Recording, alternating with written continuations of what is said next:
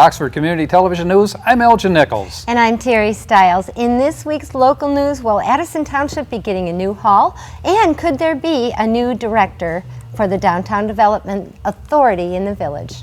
Stay tuned and learn more about these stories and others. The Oxford News begins right now.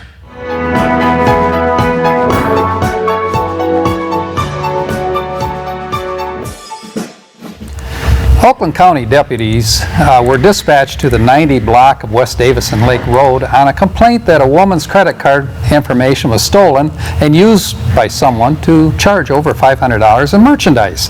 The woman told officers she did not lose her card, so it was believed that the card information was taken through some other means. Deputies gave the woman an ID theft packet and a report number to forward on to the credit card company.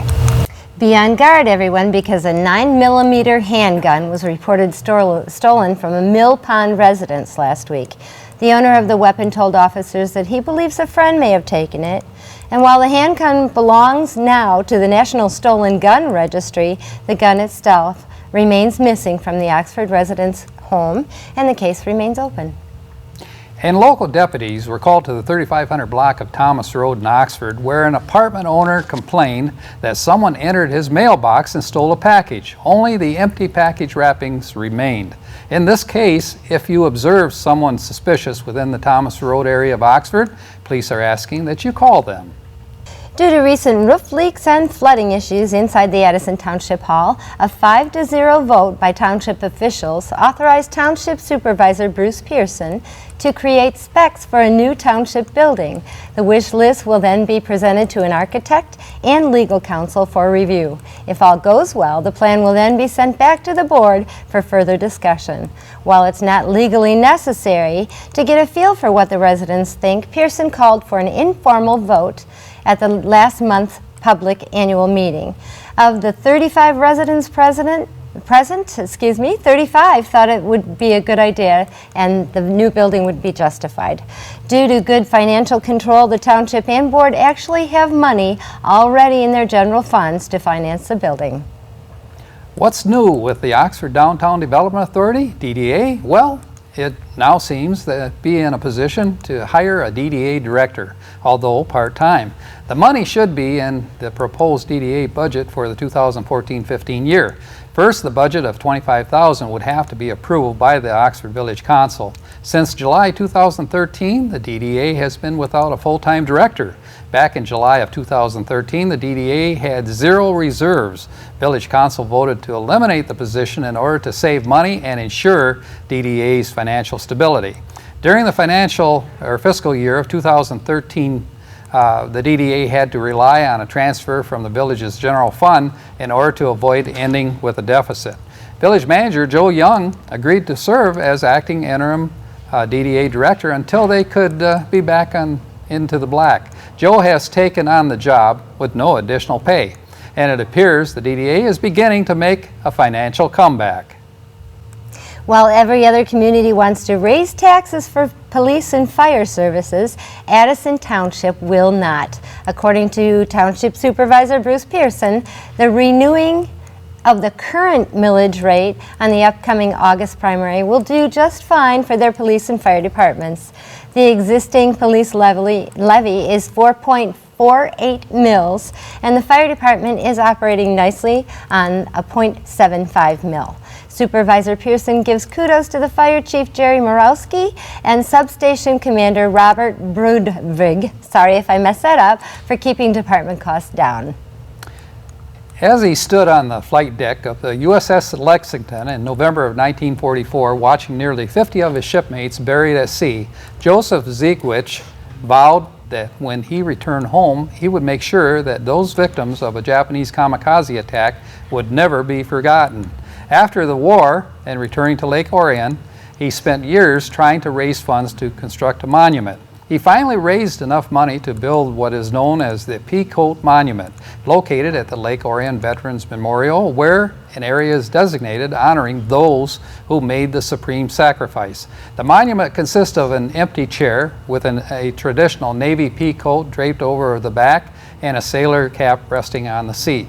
Engraved bricks are placed in front of the monument bearing the names of the 47 sailors he did not forget. And just this week, Joe Zekwich of Orion Township passed away Wednesday, March 19th, 2014. He was 90 years old and he kept his promise. Another sailor we'll never forget. I've known him my entire life. He's always been a mainstay around Lake Orion, and what he has done for the people in that community is just amazing. And always, always, always has a great story to tell, had one, and never failed to mention those sailors that he promised he would never forget. I think that says a lot about the man's character. Of the man, yeah. That he was very much had allegiance to his comrades, and I understand through your conversation here previous to coming on air, he felt the same way about his community as well. Oh, always. He was always, he was a dependable person in our community. Well, I believe he'll be remembered for a long time. Yeah, well, I know I won't forget him. So that's it for this week's news. If you want to learn more about these stories, stop by your local grocery store, party store, anywhere, and pick up a copy of the Oxford Leader newspaper. Coming up next on OCTV, more news. First with Oxford Local Sports, then join Dave Kenny with his Automotive Talk Show and Science in the News programs. Right after those reports, I'll be back with your weekly calendar of events. That's it for Oxford News this week. I'm Terry Stiles. And I'm Elgin Nichols. Remember, always be kind to your friends and neighbors. And thanks for watching. Thanks for watching. That was it. We say we want you to be okay. And we say take care, people, for goodness sake. There's a plan for every budget, so don't accept defeat. Now you can get covered and still buy me treats. You take care of your pets. Now it's their turn to take care of you. Visit getcoveredamerica.org to learn about your health insurance options. Welcome to this edition of Auto Talk. I'm Dave Kenny, and these stories are taken from the publication Automotive News. Spring, and new cars are popping out of the woodwork. As sales of the aging Hyundai Sonata slow in the U.S. market, Hyundai Motor Corporation says the next generation of its bread-and-butter midsize sedan will be more refined and premium feeling than the model it replaces. It will make its public debut this month at the New York Auto Show. The vehicle's platform and U.S. powertrain lineup is expected to be largely carryover, though Hyundai says it focused on reducing noise, vibration, and harshness, improving driving dynamics, and refining the design of its midsize sedan that's expected to arrive in the United States late this year for the 2015 model year. Hyundai says it spent about roughly $416 million at U.S. current exchange rates over the past 3 years developing the 2015 Sonata. Design-wise, the current generation's car's rounded, swoopy lines have been tightened on the new sedan's sheet metal, especially in the car's corners, reflecting Hyundai's Fluidic Sculpture 2.0 design language. Hyundai says the increased use of advanced high-strength steel in the Sonata's body in white has boosted rigidity. Advanced safety features such as adaptive cruise control, lane departure warning, and blind spot detection will also be available on the 2015 Sonata. The 2015 Sonata's dimensions are very close to the current model. And at Ford, Ford Motor Company has packed the redesigned Mustang with new technologies to boost its global appeal. The 2015 model is equipped with a standard backup camera and push-button ignition, cross-traffic alert, which warns drivers of oncoming traffic when backing out of parallel and perpendicular parking spaces, and forward collision warning and adaptive cruise control. Nice package. Drivers will also be able to individually monitor the pressure of each tire on the cluster for the first time and toggle through 4 selectable driving modes that fit them best. To top it off, the Mustang will be the first Ford vehicle available with the next generation of the AppLink smartphone connectivity system. The Tracks app feature, a set of applications in the instrument cluster that collects performance data, has been given a global touch. The system, which has been available since 2013, now has a metric system translator. Track apps come standard on the Mustang EcoBoost and GT. The 2015 Mustang goes on sale in the fall. And at GM, General Motors is requiring Chevrolet dealers to stop selling some 2013 and 2014 Cruze compact cars for an undisclosed issue. On March 27th, GM issued an urgent stop order delivery order that will, through an emailed memo sent to all U.S. Chevy dealers and obtained by Automotive News. The order applies to some Cruze models equipped with a 1.4-liter turbo engine. The notice doesn't give a reason for the action, and it's unclear how many cars are subject to the stop delivery order or whether the automaker plans a recall. GM spokesman Alan Adler confirmed that Chevrolet dealers received a notice related to some Cruze models on March 27th, but couldn't provide details. Dealers were sent a list of vehicle identification numbers to help them identify the affected cars. Instructions for releasing the involved vehicles from the stop delivery will be provided to the near future, the memo says. The Cruze is GM's top-selling U.S. car with sales over 248,000 units in 2013. And at Nissan Motor Corporation said it will recall over 989,000 vehicles, including the latest Altima sedans in North America, to fix a software problem that could deactivate the airbags.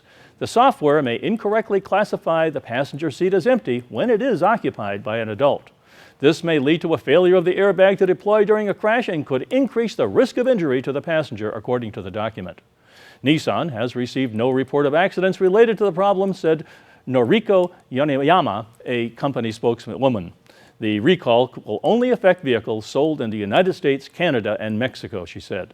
The recall will include the 2014 Infiniti Q50 sedan and Q60, that is to say QX60 crossover, the 2013 to 2014 Pathfinder SUV, and the Leaf electric car and Sentra compact, according to the statement. Well, that's all for this edition of Auto Talk. I'm Dave Kenny, and may the wind be at your back as you cruise down life's highways. Stay tuned to Oxford Community Television, and we'll be right back. I see it! There are some moments only the forest can inspire. Find yours at discovertheforest.org.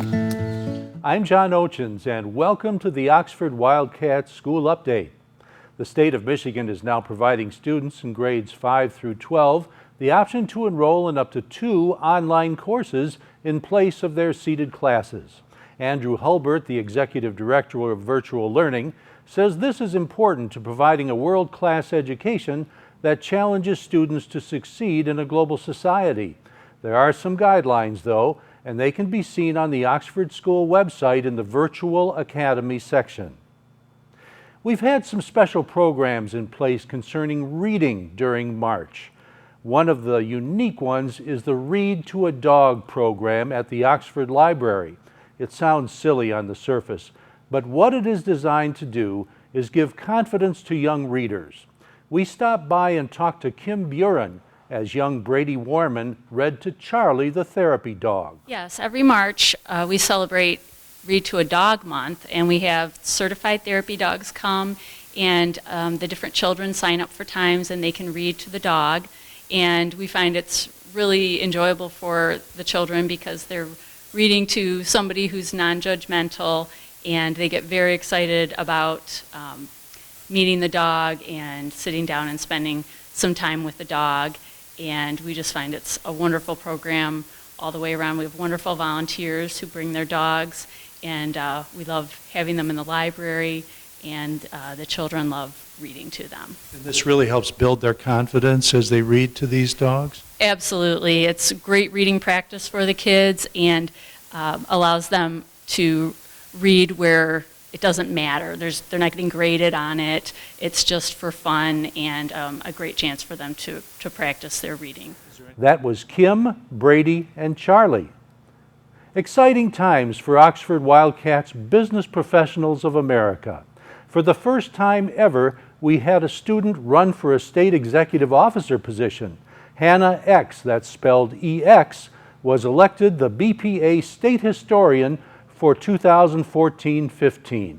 This also earned her a $10,000 scholarship to Northwood University. Other students in the spotlight: Tyler Scott, a gold medal winner in computer programming; Katie Flanagan, a silver in interview skills; Mike Harris took a bronze in financial math analysis; our website design team took 3rd place, and our broadcast news team took silver. Need a job, guys?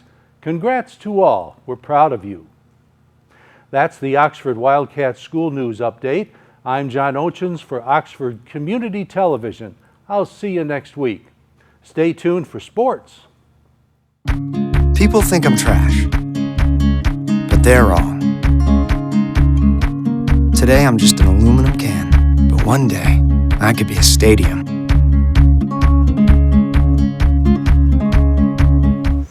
And welcome to Oxford Sports, Oxford News this week. I am Jamie Hughes. I hope you're doing well wherever you are. Kind of light on sports this time around. We'll have more sports as, of course, the spring, summer sports begin. Samantha Morrow, Lindsay, and Kylie Ranchillo helped their hockey team, the USA Wildflowers, beat the Sylvania, Ohio North Stars by a score of 5-3 to win the Michigan Girls Hockey League U12 Tier 3 playoff championship, which was actually played here in Brighton. The girls attend the St. Joseph School in Lake Orion. Lindsay, an 8th grader, scored on a second goal of the game and put the USA Wildflowers up 2-1 midway through the second period.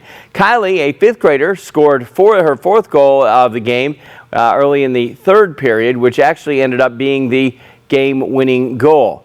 Now, Samantha, the 5th grader, she played solid defense, aggressive defense, to help out and continue the offensive attacks for the North Stars. The team actually plays in the Michigan Girls Hockey League. The other teams within the U12 3 divisions are from Ann Arbor, Traverse City, Kensington Valley, Farmington Hills, and of course the Longway, Sylvania, Ohio. The USA Wildflowers U12 are associated with the USA Hockey Club of Michigan, and they play out of the Detroit Skate Club, which is located in Bloomfield Hills. Walt Bartles is the head coach of the team, which is made up of players from Bingham Farms, Shelby Township, Beverly Hills, Rochester, Huntington Woods, Bloomfield Hills, Clarkston, Northville, Birmingham, Sterling Heights, and guess what? Yes, the Oxford area. To learn more about girls hockey, you can visit their website, visit Michigan Girls Hockey League at www.mghlhockey.com and learn more about the USA Wildflowers organization, which has a team playing in the U10, the U12, and the U14 range. Again, if you want more information just about the league itself, you can visit www.usaschoolhockey.com. A lot of websites coming at you real fast there. Check out, I actually Googled this. If you type in Oxford Sports, they have a website there as well. Again, it's a little bit laborious to give it to you right now, but if you go into Google, type in Oxford, Michigan Sports, it'll bring you right to their sports site, which actually has all the schedules of the spring and summer sports to come, which will include lacrosse, ladies softball, boys baseball, you name it, it's right there at your fingertips. And we are proud to bring you some of these competitions. We are airing a variety of sporting events. It'll be on Saturdays between the hours of 12:30 and 6:30 in the evening. Again, check it out on Saturdays. Anything sporting-wise, if you see a camera there, most likely it's going to be right here on OCTV. However, now you didn't get a chance to catch it on Saturday. Check it out as we broadcast all our sporting events on our actual website at OCCTV.org. All you have to do there is hit the program tab. Once again, OCCTV.org brings you right to our website. Hit the programs tab. You can also see any sporting event, any meeting, any other program that we tape or video here. We put it right up there on there. It's usually about a week or two after the broadcast of the event. Now it's your turn, my little friends and broadcasters. If you want to be on the air, you can help us cover this summer. That's after the spring and summer sports end. We have Oxford Little League. Put together a sportscast including scores and highlights, and we'll manage to edit it here and put it on during our sporting broadcast. Obviously, we'd love to see you there and bring some of the Little League action here to OCTV. On the second part of that story, parents, if you want to video the Little League competition with your Little Leaguer, a few stipulations here. We enjoy that your son or daughter are in the Little League. We just don't want to see them for the whole game, okay? We got to see the whole game, and it needs to be kind of a steady camera. We'd like to air some of the Little League this summer on OCTV during our sports. Anyways, that's going to wrap it for sports. Again, I'll have more next week. Check it out. Oxford baseball, lacrosse, and girls softball should be underway. We'll have scores and sports stories in relation to that. I'm Jamie Hughes. In the words of Ron Burgundy, stay safe, Oxford.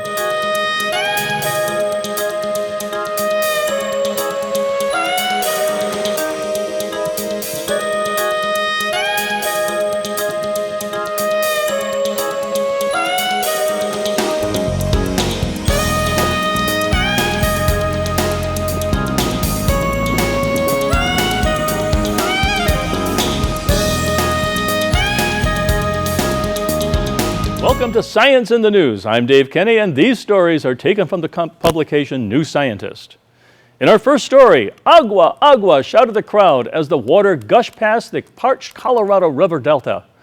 On March 23rd, as part of an agreement between the U.S. and Mexican governments, a giant pulse of water was released through the Morelos Dam on the U.S.-Mexico border.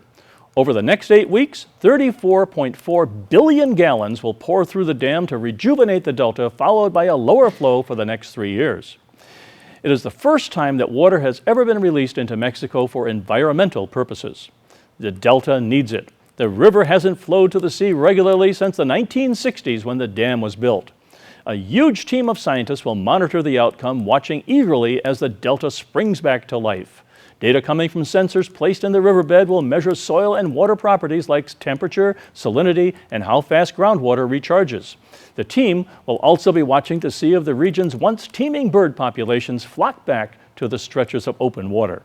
Meanwhile, remote monitoring from sensors on planes, helicopters, and satellites will track vegetation growth and tiny changes in elevation as the ground settles under the weight of the water. And in our next story, Eureka, not agua, Eureka!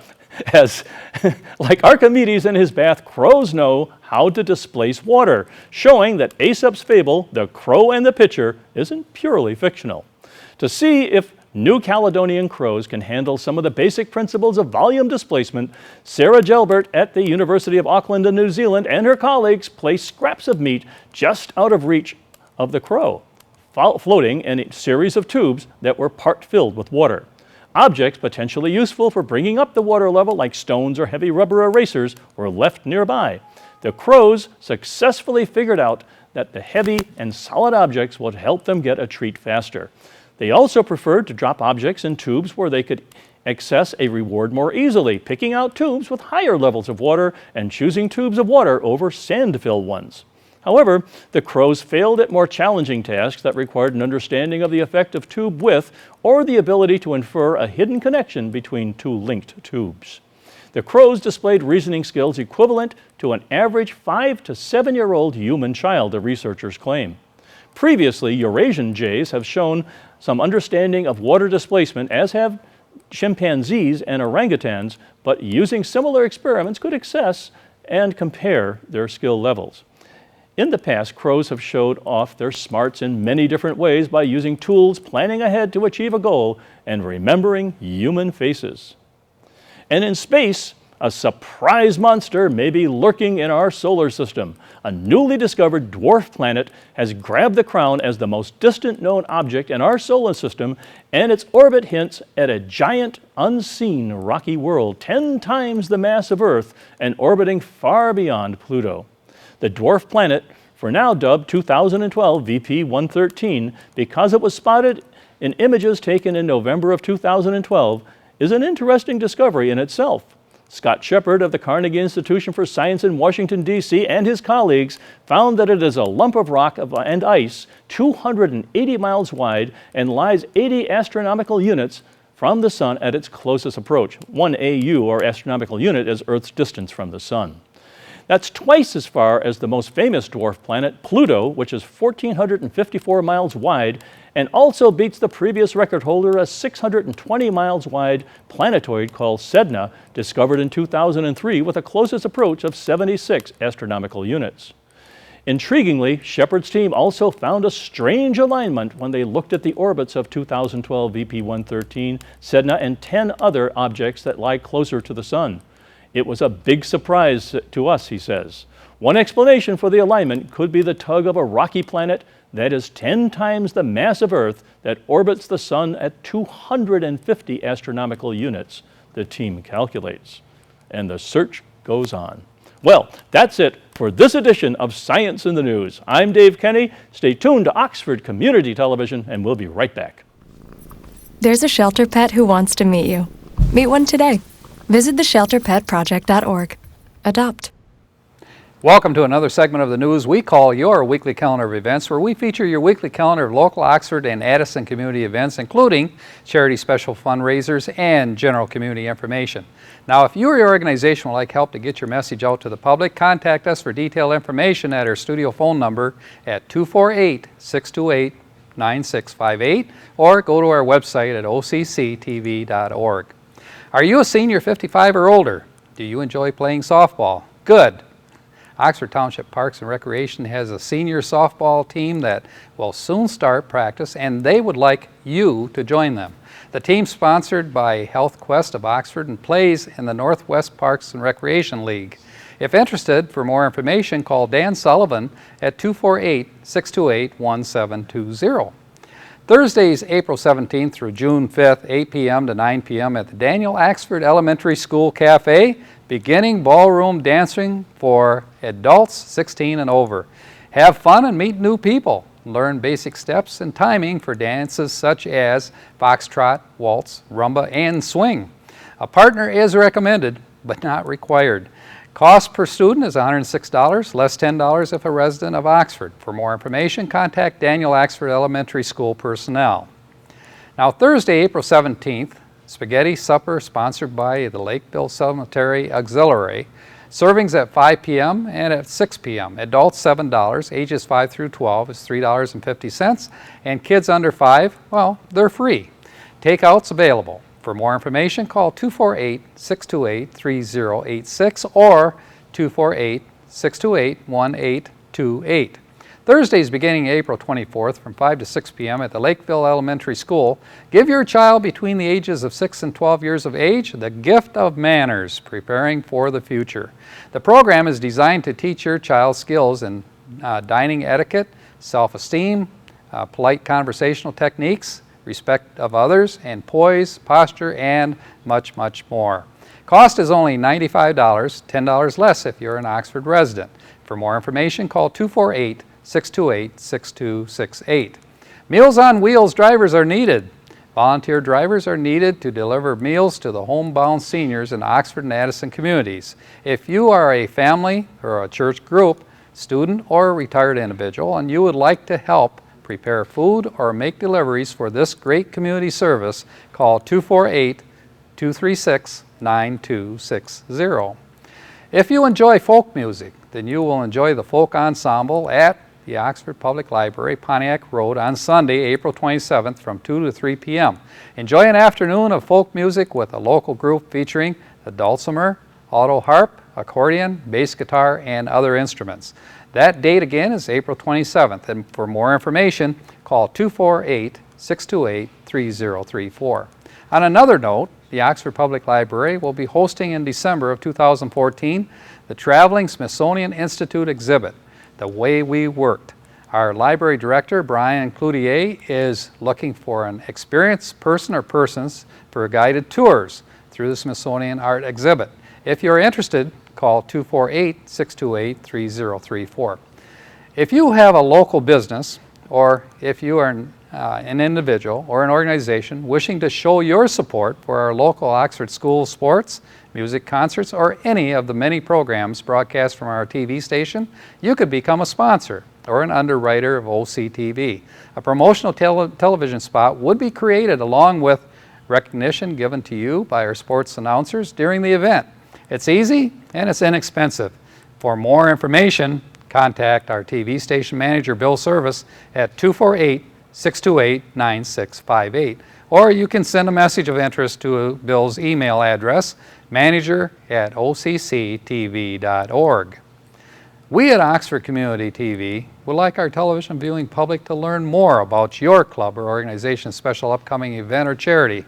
So if you would like to get your special event mentioned on our television show, call us at 248-628-9658 or go to our website at occtv.org. Just one final reminder. You can locate our OCTV program schedule by going to our website at occtv.org and clicking on Schedule. There you will find a list of OCTV broadcast programs, dates, and times. One program I recommend is my good friend Bill Service, who always has interesting local stories and interviews on his Our Community Access program. Check it out. This is Oxford Community Television, OCTV. I'm your host, Elgin Nichols. We invite you to join us again for the next segment of your weekly calendar of events.